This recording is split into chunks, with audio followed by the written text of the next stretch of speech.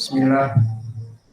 Innal hamdalillah nahmaduhu wa nasta'inuhu wa nastaghfiruh wa na'udzu billahi min shururi anfusina wa min sayyiati a'malina may yahdihillahu fala mudhillalah wa may yudlil fala hadiyalah wa asyhadu an la ilaha illallah wahdahu la syarikalah wa asyhadu anna Muhammadan abduhu wa rasuluh amma ba'du.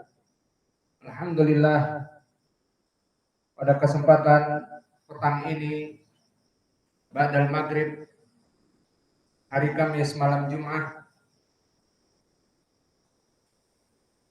6 Januari 2022, kita lanjutkan kajian di Fakultas Ilmu Fiqh dan Ilmu Tauhid dalam pembahasan kitab Umdatul Ahkam dan Al-Mumti' Syarah dari Al-Qawaidul Arba'. Maka pada kesempatan petang ini kita akan masuk kepada kajian sesi ke-60 dari Umdatul Ahkam, penjelasan hadis yang masyhur al-masi fi salatihi, al-musi fi salatihi, orang yang salah salatnya. Maka sebelum itu dipersilahkan kepada ikhwanuna untuk mentasmi al-matan. Barakallahu fikum.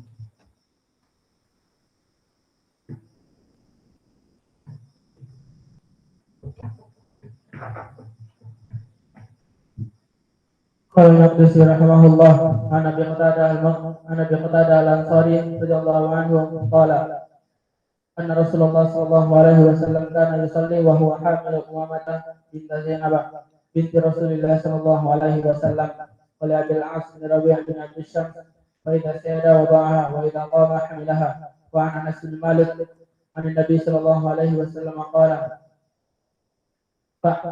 yang tadi dong fi sujud wala yabsut ahadukum dhira'ihi bil bisaqal qalbi.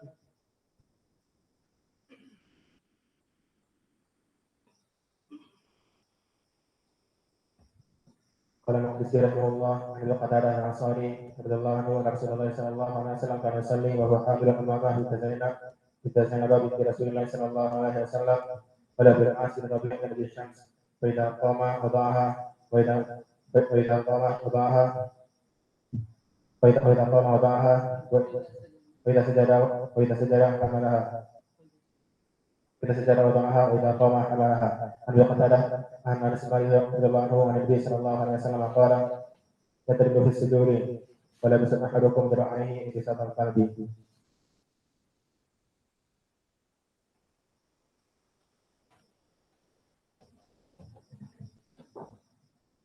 Qala al-mu'allif rahimahullah ta'ala an Abi Qatadah al-Ansari radhiyallahu anhu anna Rasulullah sallallahu alaihi wasallam kana yusalli wa huwa hamilun Umamah bint Zainab binti Rasulullah sallallahu alaihi wasallam wa idza sajada wada'aha wa idza qama hamalaha.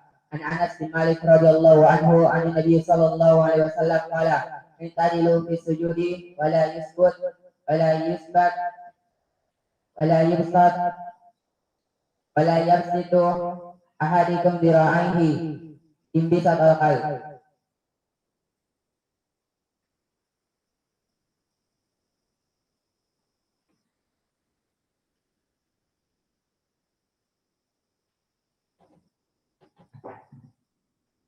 Bismillah. Qala Malik rahimahullah ta'ala an Anas bin Malik radhiyallahu anhu anna Nabi sallallahu alaihi wasallam qala la yasjudu ahadukum yaqdiru fi sujudi wa la yasjudu ahadukum wa la yabsutu ahadukum inbisatal dhira'ihi inbisatal qalb.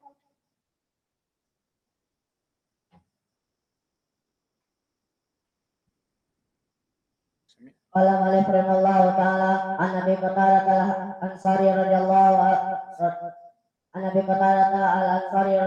anhu qala anna Rasulullah sallallahu alaihi wasallam kana yusalli wa huwa hamilan Umamah binti Zainab binti Rasulullah sallallahu alaihi wasallam wa li Abil As binti bin ibnu Rabi' bin Abi Syams wa idza sajada qata'a wa idza qama hamalaha an Anas Malik radhiyallahu anhu an Nabi sallallahu alaihi wasallam qala ayqadidu fi sujud wala yabsutu ahadukum dzira'ihi bisaqal qalbi.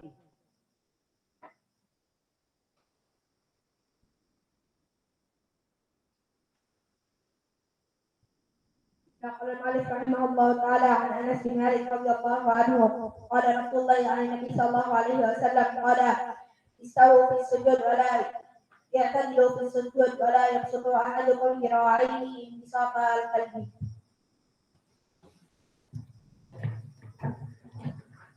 Bismillah. Qala al-Maqdisi rahimahullah fi kitabih Umdatul Ahkam an Abi Hurairah anna Rasulullah sallallahu alaihi wa ala alihi wasallam dakhala al-masjid. Fadakhala rajulun fasalla thumma jaa fasallama ala nabi sallallahu alaihi wa ala alihi wasallam. Dari Abi Hurairah bahwa Nabi Muhammad sallallahu alaihi wasallam masuk ke masjid. Fadakhala rajulun fasalla. Kemudian masuk setelah Nabi seseorang untuk melaksanakan sholat. Tsumma jaa fasallama ala nabi. Kemudian datang dan memberikan salam kepada Nabi. Faradda Nabi sallallahu alaihi wa ala alihi wasallam as-salama. Maka Nabi memberikan jawab dari salam.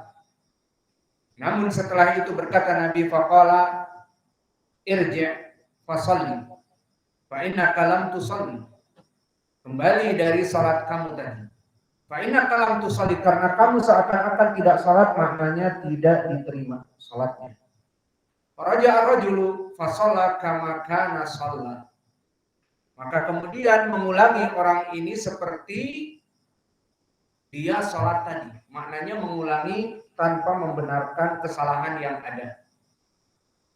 Sumaja'a fasalama ala nabi. Kemudian kembali datang kepada Nabi dan memberikan salam. Faqala Rasulullah wa alaikassalam. Menjawab salam. Sumaqala irji' fasalli fa innaka lam tusalli. Ini yang kedua kalinya. Maka diriwayat sampai yang salasan, yang ketiga. Maka kesimpulannya orang ini 3 kali disuruh sholat oleh Nabi. Dan yang ketiga disebutkan faqala rajul waladzi ba'atsaka bil haqq ma usinu ghairahu. Maka demi Allah yang mengutus kamu dengan kebenaran, maka tidak ada yang lebih baik daripada dia. Fa'alimni, maka kalau begitu ajarilah aku. Faqala sallallahu alaihi wa ala alihi wasallam idza qumta ila shalah fakabbir. Yang pertama, jika kamu hendak masuk kepada salat, memulai salat, bertakbirlah. Makna takbir di sini hanya takbiratul ihram, karena dia pembuka salat. Tsumma iqra' ma tayassara ma'aka minal Qur'an. Kemudian baca dari apa-apa yang Allah mudahkan kepada kamu dari Al-Qur'an. Yang diinginkan adalah Ummul Kitab, Al-Fatihah. Sumarka hatta tatma'inna raki'an. Kemudian setelah itu kamu ruku sampai kamu mutmainnah di dalam rukunya. Dan makna mutmainnah memberikan hak-haknya dari ruku, seperti ruku yang tidak tergesa-gesa dan membaca zikir-zikirnya, dan rata antara punggung sampai jika diberikan air maka air itu tidak akan jatuh.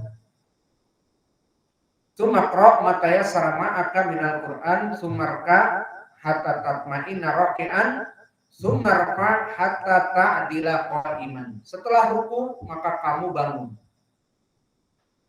Hatta ta'dila, sampai kembali kepada tempat-tempat masing-masing, tidak tergesa-gesa.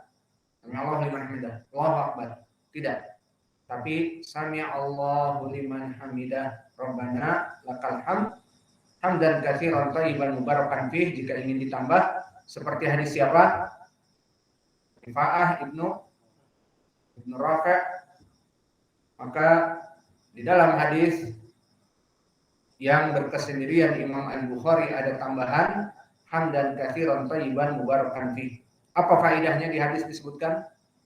Yabtadiruna bid'u salasin malaikah, bahwa saling berlomba-lomba di antara para malaikat sekitar 30-an lebih untuk menulis dari ucapan tersebut.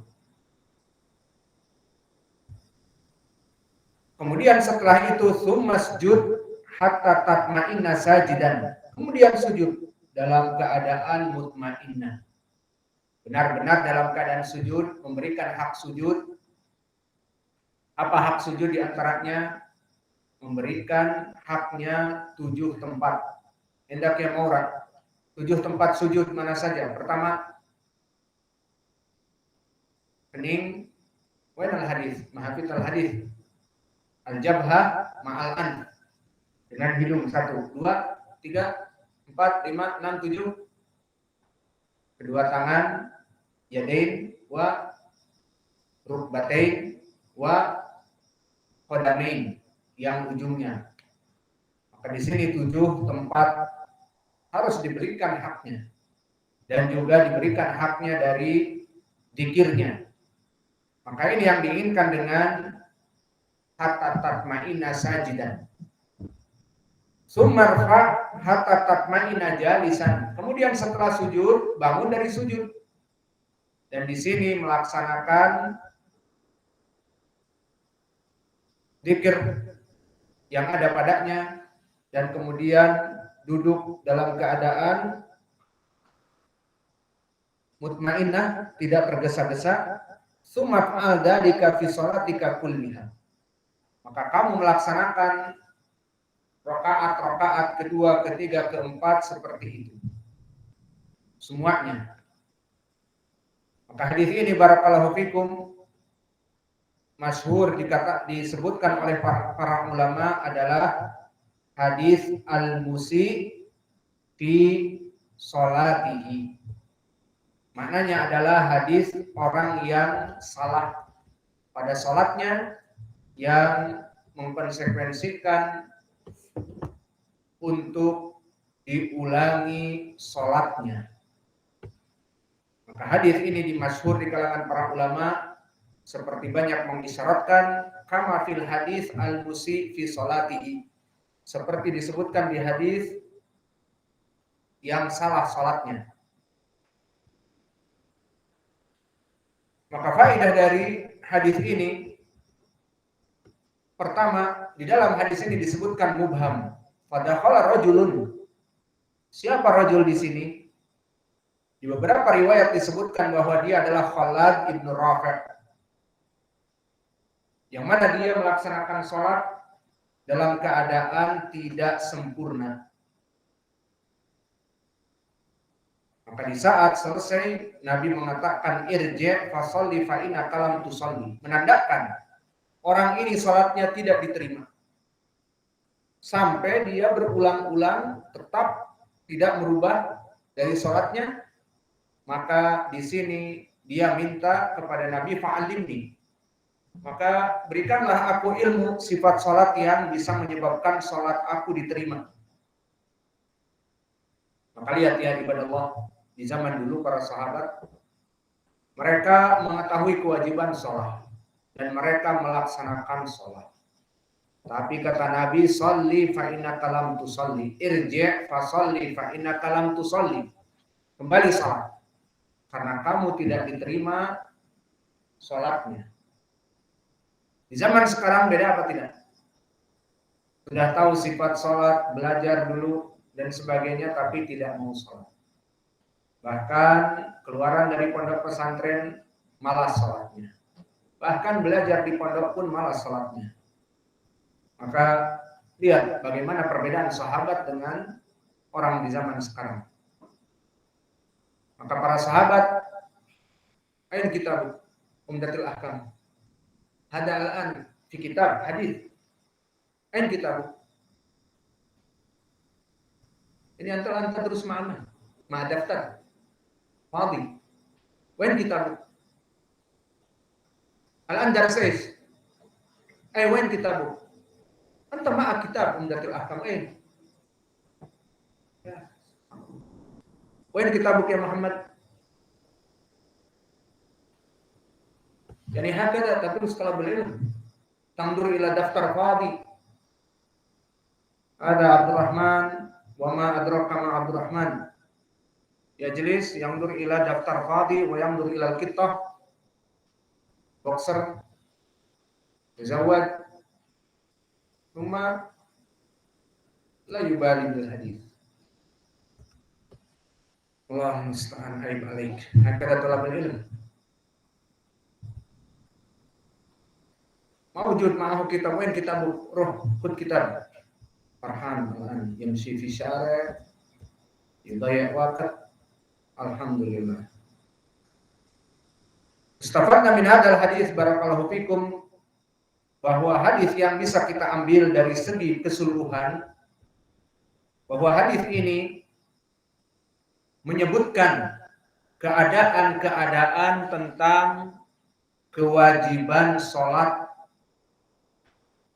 dan yang selainnya tidak merupakan kewajiban dari sholat. Dan ini adalah dari istinbatnya para ulama bahwa di dalam hadis yang agung ini dijadikan pendalilan tentang kewajiban dari rukun-rukun sholat dan kewajiban-kewajibannya yang harus dipenuhi. Yang tidak terpenuhi dari perkara ini harus diulang sholatnya. Dan disebutkan pula kebalikannya. Yang tidak disebutkan di dalam hadis ini, maka hukumnya tidak wajib.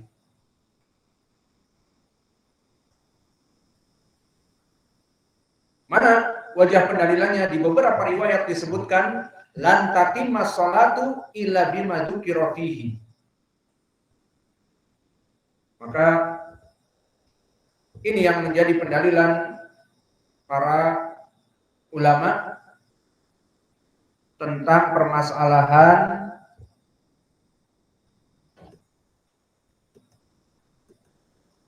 perkara-perkara yang disebutkan di dalam hadis hukumnya adalah wajib, bukan dari perkara yang mustahab.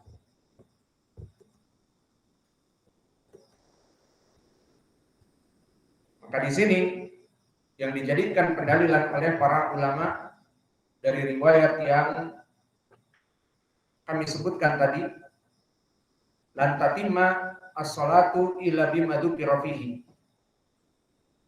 Tidak sempurna dan tidak diterima salatnya seseorang kecuali dari apa-apa yang disebutkan padanya.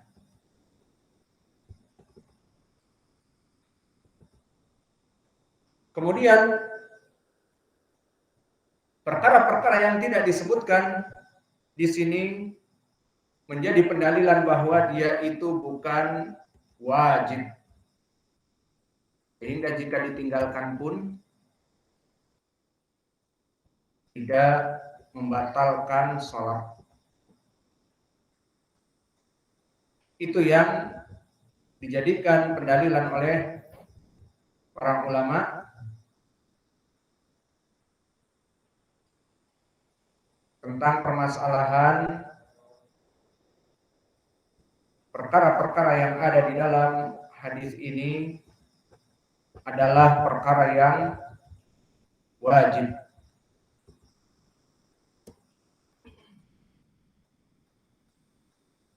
Hujatan kitab, Masya Allah, terus bidun kitab.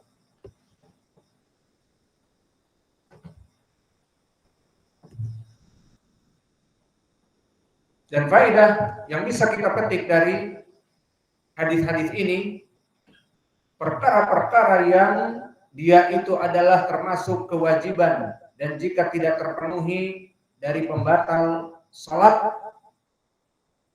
maka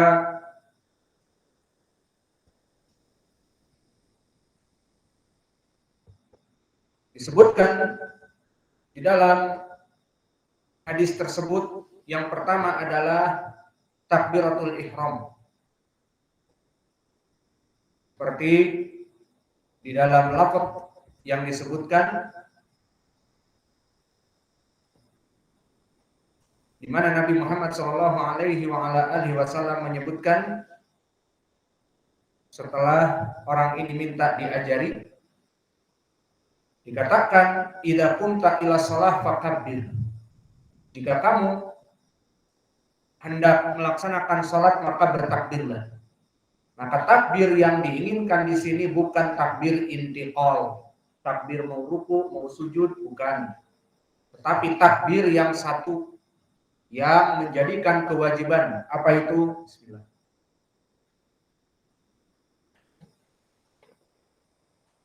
Takbiratul ihram. Yang mana dia adalah kunci. Di saat seseorang masuk kepada sholat, maka kuncinya harus dia itu melaksanakan takbiratul ihram. Maka dia hukumnya di sini wajib. Maka gambarannya, seseorang melaksanakan sholat, kemudian tidak takbiratul ihram. Langsung dia itu tidak membaca takbir, tapi alhamdulillahirabbil alamin. Diterima salatnya apa tidak? Diterima? Tidak. Kenapa? Karena tidak membaca takbiratul ihram dan mengangkat tangannya, Allahu Akbar. Maka dia belum masuk kepada salat jika tidak takbiratul ihram. Maka itu yang pertama, sehingga jika tidak terpenuhi takbiratul ihram ini, maka tidak terpenuhi salatnya. Kemudian yang kedua, atau di sini faedah, maka orang-orang yang masbuk, apa yang harus dia lakukan jika didapati imam sudah ruku, sudah sujud, sudah i'tidal dan sebagainya? Maka yang benar adalah dia masuk kepada sujud misalnya. Tidak Allahu Akbar sekali langsung sujud. Itu dinamakan takbir intiqal untuk sujud. Tetapi baiknya dia 2 kali takbir. Takbir yang pertama masuk dalam keadaan takbiratul ihram, Allahu Akbar. Baru setelah itu mengikuti imam sujud, Allahu Akbar sujud. Paham? Maka seperti itu keadaan mereka orang-orang yang masbuk. Yang pertama adalah idza qumta ila shalah fakabbir. Maka takbiratul ihram wajib. Jika tidak ada orang yang takbiratul ihram dan dia melaksanakan salat, tidak masuk kepada salatnya. Kemudian setelah itu summa qra ma tayassara ma'aka minal Qur'an. Adapun perkara yang kedua, maka kamu membaca apa-apa yang dimudahkan oleh Allah dari Al-Qur'an, ayat umul kitab. Al-Quran yang diinginkan Al-Fatihah. Dan ini sesuai dengan hadis Ubadah bin Samit yang muttafaqun alaih, laisa ataupun la salata liman lam yaqra bi Fatihatil kitab. Tidak diterima salat seseorang jika dia tidak membaca Al-Fatihah. Maka ini pertama takbiratul ihram, dan yang kedua adalah melaksanakan pembacaan Al-Fatihah. Kemudian perkara yang ketiga disebutkan sumarka hatta tatmain raki'an, ruku dalam keadaan mutmainnah. Maka orang yang melaksanakan sholat tanpa ruku sengaja ditinggalkan atau tidak, maka tidak diterima sholatnya.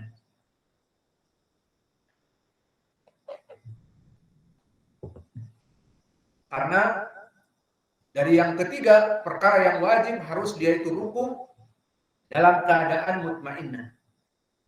Dan kalimat hatta tatma'inna raki'an, sampai dia rukuknya itu dalam keadaan mutmainnah, ini pun bantahan dari orang-orang yang cepat sekali sholatnya. Maka ini perkara yang keempat. Perkara yang ketiga harus ruku. Perkara yang keempat, rukuknya dalam keadaan mutmainnah.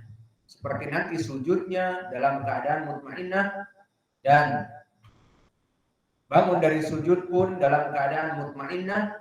Maka mutmainnah adalah memberikan hak untuk sujud, untuk ruku', untuk i'tidal, dengan mengembalikan badan kepada tempatnya dan menyebutkan zikir-zikirnya dan menghidupkan sunnah-sunnahnya. Maka di sini al-mutmainnah syarat yang keempat ataupun kewajiban keempat yang harus terpenuhi.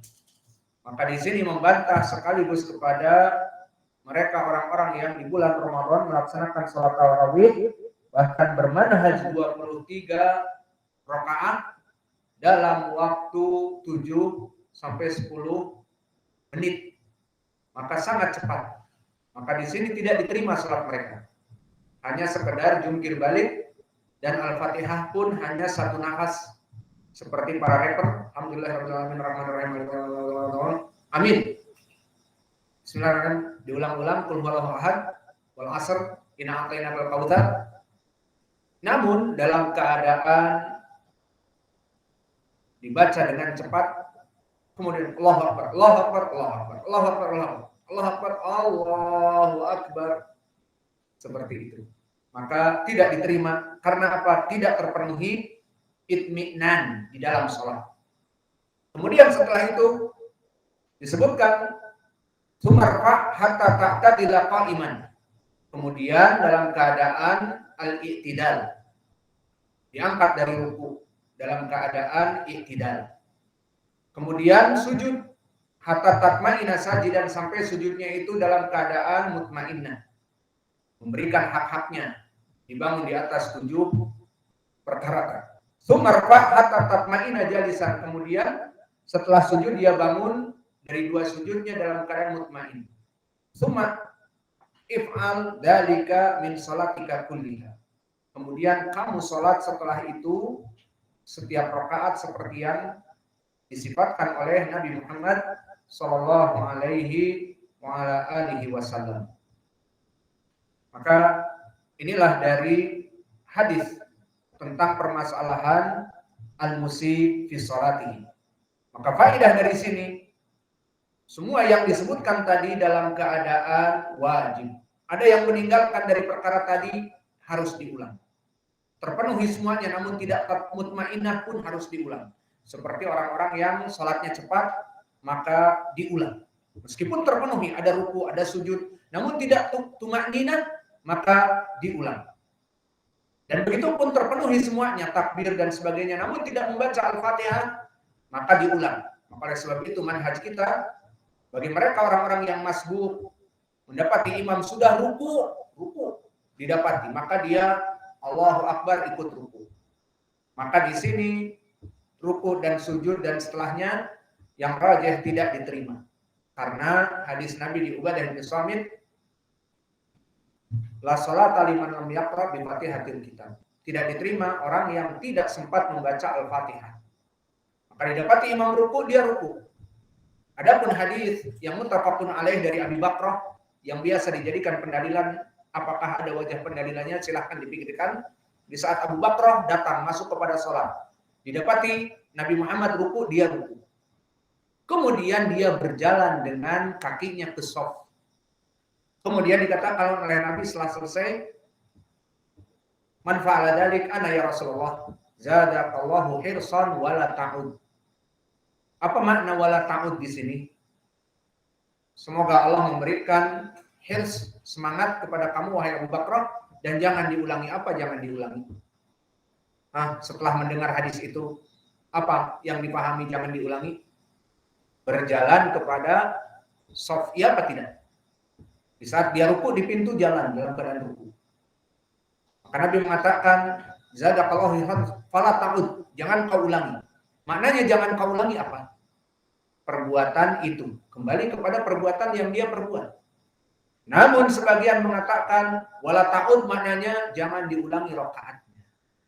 Paham? Dari sini kata mereka menjadi dalil orang yang mendapati imam ruku dihitung rakaatnya. Meskipun gak baca Fatihah. Mana dalilnya hadis Abi Bakrah? Wala ta'ud, jangan kau ulang. Nah sekarang coba mana yang lebih dekat? Jangan kau ulang kesalahanmu.